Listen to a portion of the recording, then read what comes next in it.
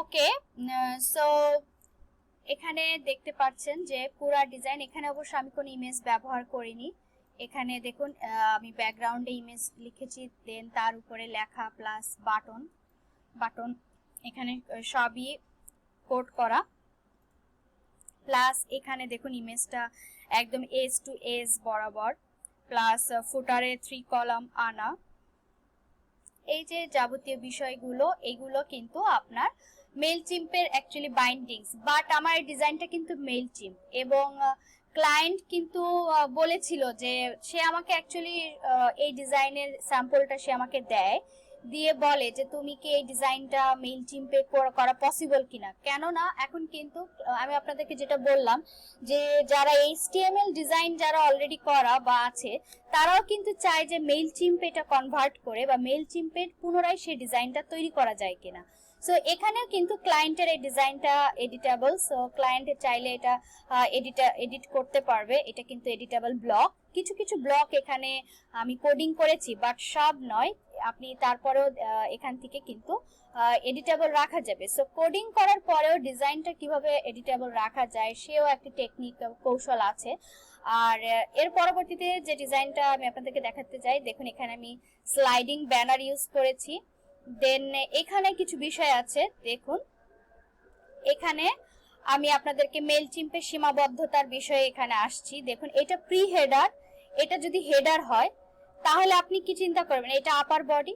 আপার body যদি এটা হয় তাহলে এখানে দেখুন আমি হোয়াইট ব্যাকগ্রাউন্ড ব্যবহার করেছি, আর এখানে দেখুন নিচে কলাম, এখানে কলাম আছে। তাহলে এই দুইটা ব্যাকগ্রাউন্ডের কালার আমি কিভাবে আনলাম, বা এই যে কাজগুলো আমি কিভাবে করলাম। মেইলচিম্পে কিন্তু নরমালি এটা করা পসিবল না। প্লাস দেখুন আমি ফুটারে একটা ভিডিও অ্যাড করে দিয়েছি। সো এটা কিভাবে পসিবল, হাউ ইটস পসিবল, আপনার মনে কিন্তু এটা আসতেই পারে। সো এইটাই হচ্ছে মেইলচিম্পের সীমাবদ্ধতা। আর আমরা কিন্তু সেই সীমাবদ্ধতাকে আমরা যদি এই ডিজাইন এই ছবিটার কথা আমরা যদি চিন্তা করি, সো আমরা কিন্তু এই বাঁধন খুলে দিব। সো বাঁধন খুলে দিয়ে আমরা মুক্তভাবে ডিজাইন করব। ওকে, আর আরেকটি বিষয় আপনাদেরকে এখানেও আমি দেখাতে চাই। অনেকে আপনারা চিন্তা করেন যে মেইলচিম্পে কিন্তু নরমালি এরকম টেবিল ইউজ করা যায় না। দেখুন আমি একটা ক্লায়েন্টের ডিজাইন করেছি, এখানে ওকে আমি বিভিন্ন টেবিল ইউজ করে দিয়েছি, টেবিলে বিভিন্ন ডাটা ওইটা আমি সাজিয়ে দিয়েছি। সো এই আমার এই ক্লায়েন্টেরও রিসেন্ট সাকসেস, সে হচ্ছে টেবিলে বিভিন্ন ডাটা নিয়ে তার ডিজাইন। সো দেখুন এই ডিজাইনটাও কিন্তু আমি ক্লায়েন্টকে করে দিয়েছি। আবার এখানে দেখুন নরমালি মেইলচিম্পে কিন্তু এরকম আইকনটা লেফট সাইডে ছোট হয়ে দেন লেখাটা দেখুন, এটা কিন্তু আমার এডিটেবল। এই ব্লকগুলো কিন্তু এডিটেবল, এটা কিন্তু কোডিং না। সো এইভাবে এডিটেবল ব্লক কিভাবে আপনি করতে পারবেন। সো এই যে বিষয়টা বা এই যে মেইলচিম্পের বাইন্ডিংসটা, সো এই বাইন্ডিংস আমরা ভেঙে দেব। আমি কিন্তু আপনাদের সবাইকে আমার তো অনেক ডিজাইন আছে, সেখান থেকে আমি কিন্তু বাছাইকৃত কিছু ডিজাইন আপনাদেরকে দেখাচ্ছি। আর এখানে দেখুন এর একটা ডিজাইন ক্লায়েন্টের, অস্ট্রেলিয়ান ক্লায়েন্ট। সো এখানে ডিজাইনটা আমি অন্য একটা কারণে এনেছি। এই কারণে দেখুন আমার মেইলচিম্পের বাইন্ডিংসটা কি, আমি এটা 2 কলামের ডিজাইন। সো 2 কলামের ভিতর আপনি দেখুন এখানে কিন্তু আবার আমি 3 কলাম রেখেছি, আবার এখানে আমার এখানে 2 কলাম আসছে। সো আপনি কিন্তু কোনো লেআউট, বেসিক লেআউট এখানে দেখবেন না যে 3 কলাম দেন যে 2 কলাম একই সঙ্গে ডিজাইনে আছে, এরকম কিন্তু লেআউট মেইলচিম্পে নেই। সো আপনার এখানে কি সীমাবদ্ধতা আছে, আপনি হয়তো বা ভাবতে পারেন তাহলে আমি এই ডিজাইনটা কিভাবে করব। এখানে 3 কলাম দেন 1 কলাম করলো, দেন আবার 2 কলাম করলো, দেন এখান থেকে আবার এটা যদি ফুটার হয়ে থাকে এখানে আবার ব্যাকগ্রাউন্ড ইমেজ দিয়ে এটা আবার কিভাবে করলো। আপনার মনে প্রশ্ন আসতেই পারে যে এখানে সেকশন তাহলে কতগুলো হলো। দেখুন আপনি যদি নরমালি চিন্তা করেন এটা প্রি হেডার, এটা হেডার, কেননা এগুলো কিন্তু সব লিঙ্কড। এটা আমি ব্যাকগ্রাউন্ড ইমেজ ব্যবহার করেছি হেডার।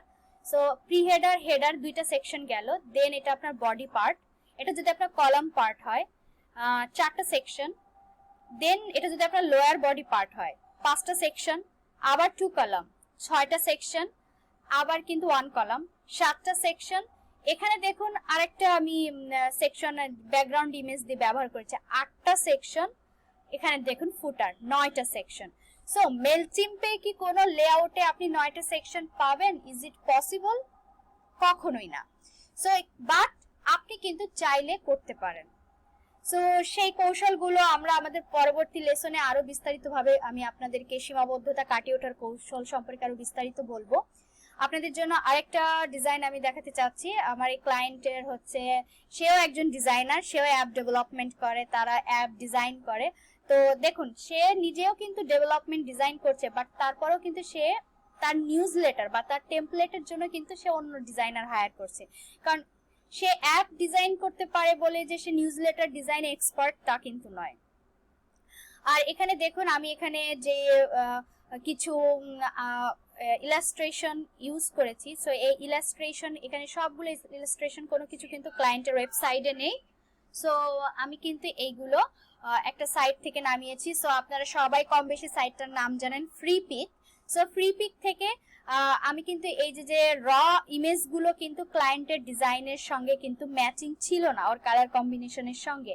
সো ওর কালার কম্বিনেশনের সঙ্গে কিন্তু ম্যাচিং করে আমার এই ইমেজগুলো ফার্স্ট এডিট করা লেগেছিল। দেন আমি এখানে একটা শ্যাডো ইউজ করেছি ডিজাইনটাকে একটু ব্যতিক্রম, একটু ডিফারেন্ট করার জন্য। এবং আপনাদেরকে আমি এ পর্যন্ত যতগুলা ডিজাইন দেখালাম, আপনারা অবশ্যই খেয়াল করলে বুঝতে পারবেন যে আমার কোনো ডিজাইনের সঙ্গে কোনো ডিজাইনের কিন্তু আপনি ম্যাচ পাবেন না। ওকে, সো এই যে অ্যাডভান্স লেভেলের ডিজাইনগুলো, আমার এই ডিজাইনটা মেবি $90 to $100 মতো ছিল কাজটা। সো এখানে আপনারা বুঝতে পারছেন যে অ্যাকচুয়ালি বাইন্ডিংস, মেলচিম্পের বাইন্ডিংস গুলো স্বাভাবিকভাবে বোঝা যাচ্ছে, এবং সেই বাইন্ডিংসটা আপনি কি কি কৌশলে কাটিয়ে উঠবেন সেই বিষয়ে আমরা আমাদের পরবর্তী লেসনে আরো পয়েন্ট আকারে বা বিস্তারিতভাবে আলোচনা করব। তো ততক্ষণ আপনারা ভালো থাকবেন। আল্লাহ হাফেজ।